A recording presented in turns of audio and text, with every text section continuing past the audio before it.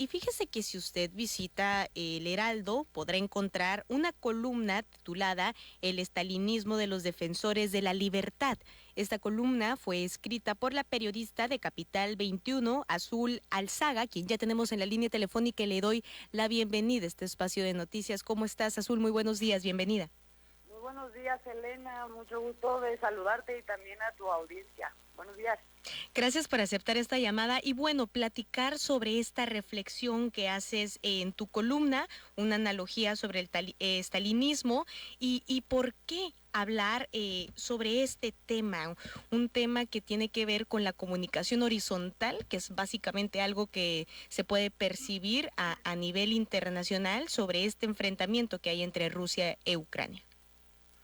Pues mira, probablemente está, digamos, teóricamente me pueden discutir, ¿no? El estalinismo, Sí. ¿qué es el estalinismo en términos teóricos, etcétera? Un poco lo que quería era plantear que, pues, estamos en una especie de horizonte de mucha hipocresía, es decir, estamos viviendo un momento en donde efectivamente tenemos condiciones para tener una comunicación más o menos horizontal en términos de que todo el mundo puede participar. Ahora, eso no es igual a que todo el mundo pueda ver todos aquellos comentarios que están siendo publicados en las redes sociales, ¿no? Pero sí es más democrática que lo que teníamos con medios de comunicación convencionales en otro momento de la historia. Y sin embargo, ahorita, justo en esas redes sociales, o más bien se utilizan como un nuevo instrumento que tiene que, digamos, la comunicación tiene que ser así en todos los sentidos. Es un instrumento de guerra y la infodemia existe desde todas las partes. Eso no vamos a dejar de reconocerlo. Sin embargo, cuando se dice de lo que se está publicando, esto no lo vamos a publicar, o lo vamos a dejar fuera, o lo vamos a fichar como si fuera solamente propaganda, o de plano no lo vamos a dejar ver. Entonces, pues sí tenemos un problema de, pues, ¿quién verifica eso? ¿Quién revisa eso? ¿Quién puede ser el árbitro de eso? Cuando desde todos lados estamos viviendo la posibilidad de tener infodemias, por ejemplo, ¿no? Y entonces hay muchas cosas que quedan fuera de la narrativa y quedan fuera deliberadamente y desde la trinchera de quienes, por otra parte, defienden este discurso de las libertades y de la libertad de expresión, de la libertad de los países, de las democracias, ¿no? Porque todo esto es el discurso que envuelve intervencionismos en distintos países, lo hemos visto a lo largo de la historia, ¿no? Entonces intervengo y todo, y además te digo que lo hago para salvarte de la tiranía y no sé qué, pero en ese proceso pues yo también soy un tirano, ¿no? Y eso es lo que estamos viendo cuando se genera un cerco informativo en contra de medios de comunicación rusos. Y también un poco, son dos temas en un sentido muy distintos por los procesos, pero también tienen una línea de encuentro, que es quienes son los representantes o deberían ser los representantes y los promotores de una democracia en nuestro país. Y una democracia integra muchas cosas, integra la posibilidad de deliberar sobre los temas, la posibilidad de uno decidir su voto lo mejor informado que pueda, de participar en procesos que además, o sea, no son procesos del presidente o de un partido, son conquistas sociales. La revocación de mandato es una conquista social. Entonces, cuando también desde las instituciones, y no solo las instituciones, sino también representantes políticos, actores políticos, quieren silenciar a una de las partes, entonces también estamos hablando de una gran hipocresía, porque ¿cuál democracia se puede vivir ahí? Me explico. Claro. Todo es en función de lo que sí quiero que se vea y lo que no. Es decir, todo aquello que exhiba contradicciones, todo aquello que haga que la población se pregunte cosas, eso no. eso no, eso hay que silenciarlo. Entonces estamos frente a una enorme hipocresía y eso es un poco lo que trato de establecer cuando digo que son estalinistas, porque estoy segura que además les duele cuando se venden como los grandes defensores de las libertades, Uh-huh. que justo lo que están promoviendo hipócritamente es una serie de medidas y de comportamientos que son más bien antidemocráticos y son más bien tiranos, ¿no?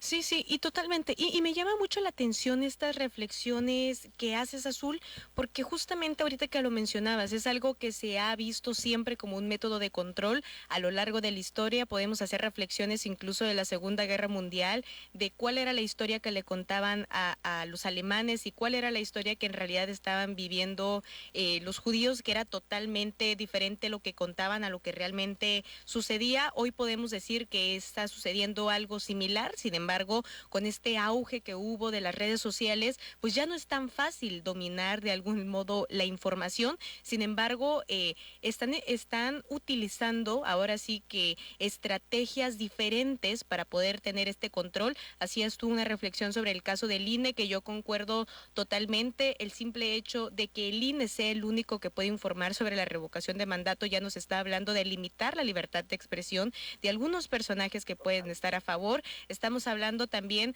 frente a este contexto internacional, como hay ciertas plataformas o ciertos personajes también que intentan desacreditar cualquier información que cuente una historia diferente a lo que ellos quieren posicionar, y estamos ante un bombardeo, porque tú cuestionabas algo que yo también me he cuestionado en varias ocasiones, y es quién es el árbitro realmente o quién está detrás de ser ese supuesto árbitro, porque finalmente estamos hablando de empresas y detrás de las empresas transnacionales pues existen muchísimos intereses, muchísimos empresarios e inversores.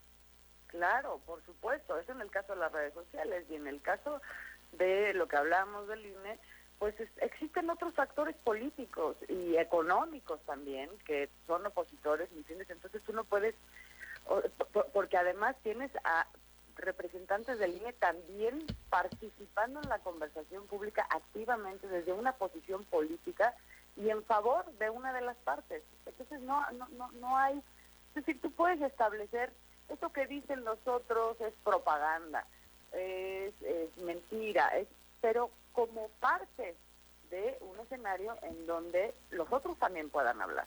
Si eso lo cancelas, entonces no tienes ninguna democracia, ni tienes ninguna libertad de nada que te permita avanzar en los términos en los que supuestamente estás defendiendo. Lo decías muy bien en la historia, lo vimos en la Segunda Guerra Mundial, también lo vimos en la Guerra Fría. Uh-huh. O sea, mientras Estados Unidos estaba hablando de la cortina de hierro, ¿no? Allá en la Unión Soviética, perseguían actores, representantes políticos y cualquier tipo de personalidad que se atreviera a discursar algo, ni siquiera en un sentido comunista, sino crítico frente a lo que estaba sucediendo en Estados Unidos, ¿no? Entonces, esta cosa de ustedes son los tiranos, ustedes y por lo tanto te canceló, eso ya no podemos seguirlo permitiendo. Y un poco también lo que planteaba es que esto es posible porque de pronto ocurre frente a nuestros ojos en instancias, en instituciones, en plataformas que no le rinden cuentas a nadie, que es el caso de las redes sociales, Uh-huh. que justo tienen detrás transnacionales, ¿no? Y también en el caso de un INE, que aquí no rinde cuentas el INE verdaderamente. O sea, Totalmente. se ha venido comportando como una especie de poder legislativo, judicial, ejecutivo, todo junto, haciendo lo que le da la gana y no hay posibilidad de que alguien diga, oye, perdón, pero, o sea, a ti como institución no te votamos. ¿Qué estás representando? La forma en la que fue concebido y constituido este colegio de consejeros, pues fue absolutamente antidemocrático también. Entonces sí, yo creo que ya es tiempo, y ahí sí tiene que haber mucha participación de la gente, de involucrarse con lo que está sucediendo y de exigir para que esto pueda ser modificado. No nada más es una cosa que depende de los legisladores nos rinden cuentas también a nosotros, entonces hay que exigirles. Azul Alzaga, muchísimas gracias por hablarnos sobre tu columna, El estalinismo de los defensores de la libertad. La pueden encontrar en el Heraldo México, y agradecerte por hablarnos de este tema y reflexionar también sobre lo que está ocurriendo a nivel nacional e internacional. Muchísimas gracias. Gracias a ti, Selena, y pues saludos a tu auditorio. Saludos hasta allá, hasta Sonora. Gracias.